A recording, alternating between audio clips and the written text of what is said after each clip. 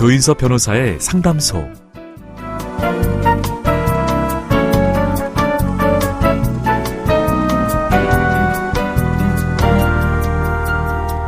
바둑 대국에서 고수는 바로 구경꾼들이라고 합니다. 한 발 뒤로 물러선 채로 바둑판 전체를 볼 수 있기 때문이죠. 새해 첫날의 결심도 시들해지고 어쩐지 무리수를 두고 있는 것 같다면 한 걸음 뒤로 물러나서 좀 더 멀리 봐도 좋을 것 같습니다. 조인섭 변호사의 상담소 지금 문을 열겠습니다.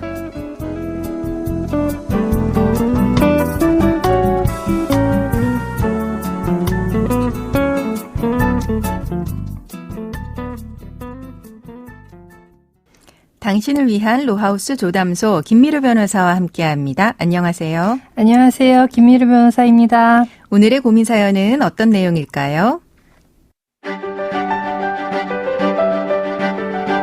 저와 남편은 재혼 결혼 정보 업체에서 만났습니다. 저는 한 번 결혼 실패를 했고 남편은 이혼을 2번 했죠. 하지만 이런 건 눈에 보이지 않을 정도로 남편은 자상했습니다. 그래서 결혼을 결정했고 각자 자녀들도 데려와서 한 가족을 이뤘습니다. 재혼하고도 아이를 낳았기 때문에 행복한 날들이 이어질 줄 알았습니다. 그러나 얼마 지나지 않아 남편의 실체가 드러났습니다. 남편은 밥 먹듯이 바람을 피웠고 폭언과 폭행을 일삼았습니다. 10년간 버티다 못해 도저히 참을 수 없어서 이혼을 했습니다. 그 당시에는 재산 분할이 뭔지 몰라서 협의 이혼만 했고 남편 명의의 빌라에서 아이와 함께 살았습니다. 그런데 몇 달 뒤 남편이 다시 잘해보자며 연락을 해왔습니다. 마침 저도 힘들었기 때문에 다시 살림을 합쳤습니다. 가족여행도 다니고 부부 모임에도 참석하면서 살다 보니 또 괜찮더라고요. 그래서 2년 정도 지난 뒤에 저 혼자 혼인신고서를 구청에 제출했습니다. 하지만 얼마 지나지 않아서 남편의 버릇이 또 나왔습니다. 저를 때리기 시작했죠. 저는 112에 신고했고 남편은 4개월 동안 집에 못 들어오는 임시조치 결정도 받았습니다. 거기서 끝냈어야 하는데 그러지 못했습니다. 남편은 용서해달라고 싹싹 빌었고 마음이 약했던 저는 5년 넘게 함께 살았습니다. 하지만 남편은 또다시 저를 때렸습니다. 이제는 정말 이혼을 하려고 합니다. 그런데 남편은 혼인 무효를 주장하고 있습니다. 본인은 혼인신고한 줄도 몰랐고 제가 마음대로 본인 도장을 사용했다는 겁니다. 그리고 예전에 협의혼할 때 이미 재산 분할이 끝났고 최근에 전 부인과의 자식들에게 부동산 일부를 줬다라고 하면서 나머지 재산도 특유 재산이라고 주장하는 상황입니다. 저는 어떻게 해야 할까요? 5년 전 저를 폭행한 것에 대해서 형사고소를 할 수 있는지도 궁금합니다.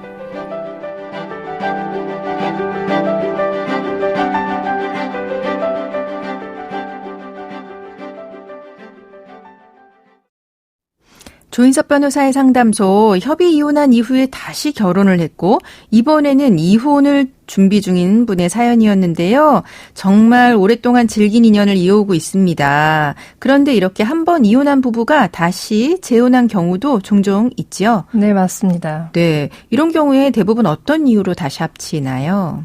보통 이제 사연처럼 아이가 이제 중간에 있으면 이게 인연이 끊어지지가 않기 때문에 예, 다시 재혼을 하게 되는 경우가 많습니다. 네. 지금 사연 같은 경우는 남편이 근데 혼인신고 무효를 주장을 하고 있습니다. 네. 네. 사실은 남편도 혼인 의사가 있었다고 볼 수 있는 근거 있지 않을까요? 네, 우선 저희 법원은 이제 혼인 무효는 매우 엄격한 요건이 필요한 부분입니다. 네.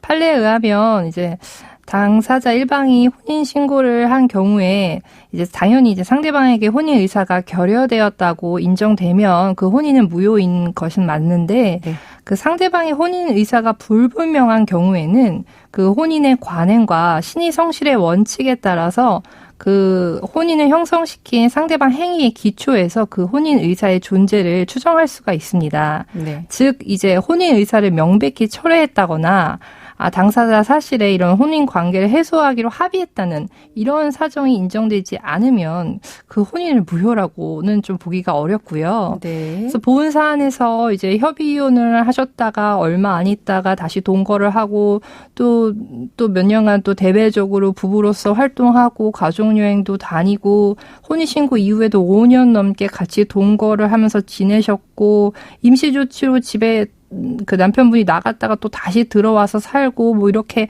하는 거 보면 상대방도 혼인 의사가 있다고 보여지기 때문에 이를 무효로 보기는 좀 어렵다 할 것입니다. 네, 그렇군요. 사연자분 같은 경우는 첫 번째 협의 이혼 당시에 재산 분할에 대해서 아무런 이야기도 없었어요. 근데 이제 다시 혼인신고를 했고 다시 이제 이혼을 하는 상황인데요. 네. 이런 경우에 그럼 재산 분할 대상은 어디까지가 포함이 되는 걸까요? 우선 지금 사안에서 뭐 협의 이혼 당시에 당사자 간에 어떤 재산 분할 합의가 있었다라고 할 만한 그런 사정은 좀 없어 보이고요.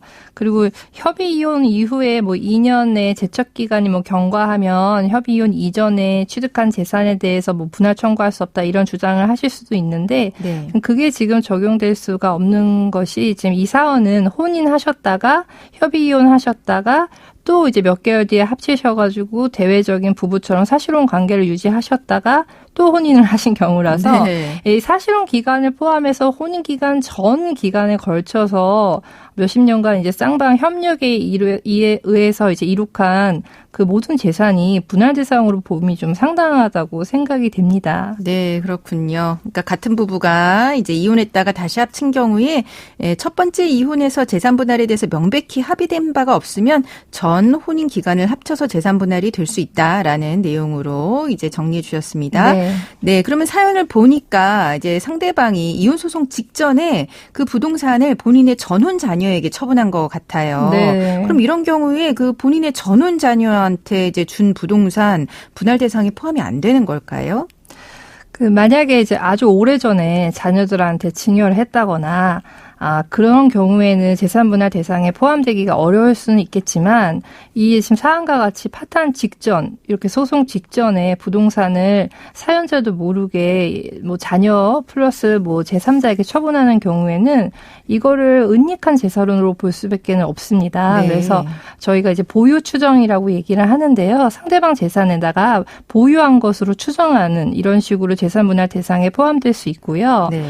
특히 이제 전혼 자녀들에게 처분했다는 거는 실질적으로 그 상대방이 이를 좀 지배를 하고 있고 단순히 명의만 이제 신탁한 경우라고 볼 가능성이 매우 높기 때문에 네. 재산 분할 대상이 된다 할 것입니다. 네, 게다가 이제 막 이렇게 재산을 줄이는 경우는 사회행위가 예. 문제가 될 수도 있고 네, 또 맞습니다. 형사적으로는 강제집행 면탈죄 맞습니다. 처벌될 수도 있지 예, 않습니까? 예. 그렇죠?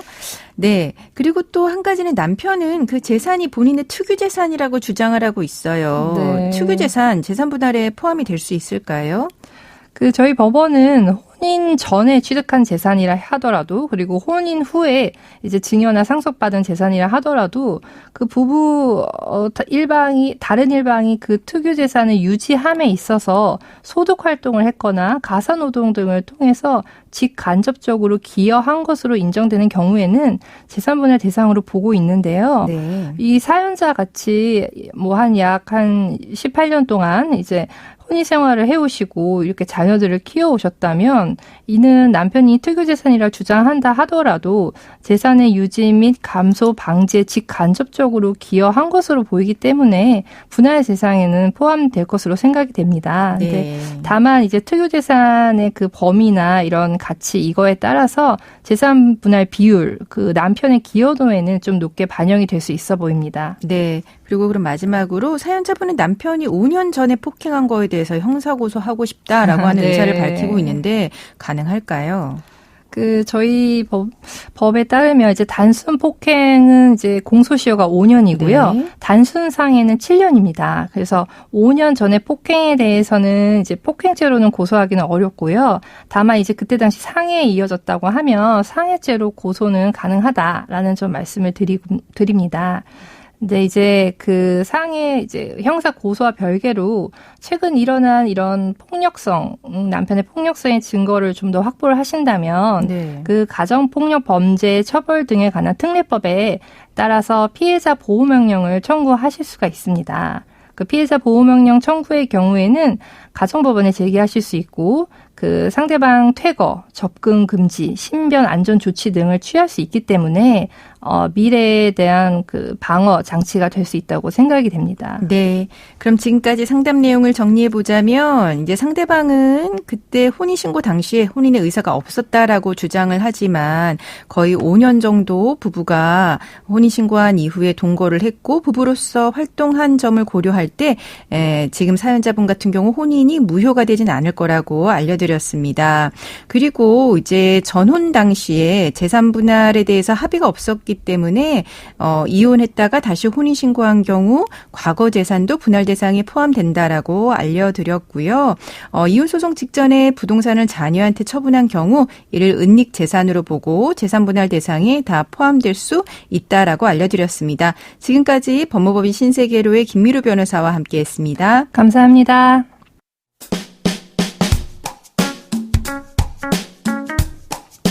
알아두면 쓸데있는 법률 이야기 알쓸법 시간입니다. 공동주택에 사는 분들은 쓰레기 버리는 날마다 신경 쓰이시죠? 쓰레기는 늘 끝도 없이 나오는 것 같고요. 그런데 혹시 그거 아셨어요? 지난 10년간 매년 증가하던 1인당 생활 쓰레기 발생량이 처음으로 감소세를 보였다고 합니다. 각 가정에서 발생하는 쓰레기의 양엔 큰 변화는 없었지만 사업장에서 배출하는 쓰레기의 양이 줄어들었다고 하는데요. 그 이유는 뭘까요?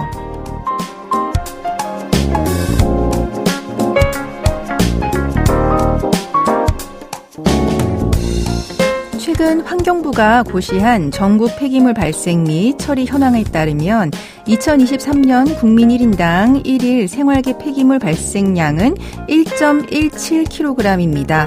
전년 대비 약 2.8% 감소했습니다. 여기서 생활계 폐기물이란 가정과 사업장에서 배출한 종량제와 재활용, 음식물 등 생활 쓰레기의 총합을 말하는데요. 가정에서 배출한 1인당 생활계 쓰레기는 줄지 않았지만 사업장에서 배출한 쓰레기는 전년보다 줄었다고 합니다. 2023년 한 해 동안 사업장에서 배출한 생활계 쓰레기는 572만 톤, 전년보다 8.9% 감소했다라고 하는데요. 그 이유에 대해서 전문가들은 내수 침체의 영향으로 추정했습니다. 실제로 2023년 자영업 폐업자 수는 100만 명에 육박하면서 역대 최대치를 기록했다고 합니다. 고물가와 소비 축소 때문에 상황이 많이 힘들어진 게 쓰레기 배출량 변화로 이어진 거죠. 쓰레기가 줄어든 점은 반가운 일이지만 그게 내수 침체 때문이라니 씁쓸하기만 합니다. 조인섭 변호사의 상담소, 조담소는 언제나 당신과 함께합니다. 끝곡으로 조용필의 필링 오브 유 들려드리면서 저는 이만 인사드립니다. 지금까지 로이어 조인섭이었습니다.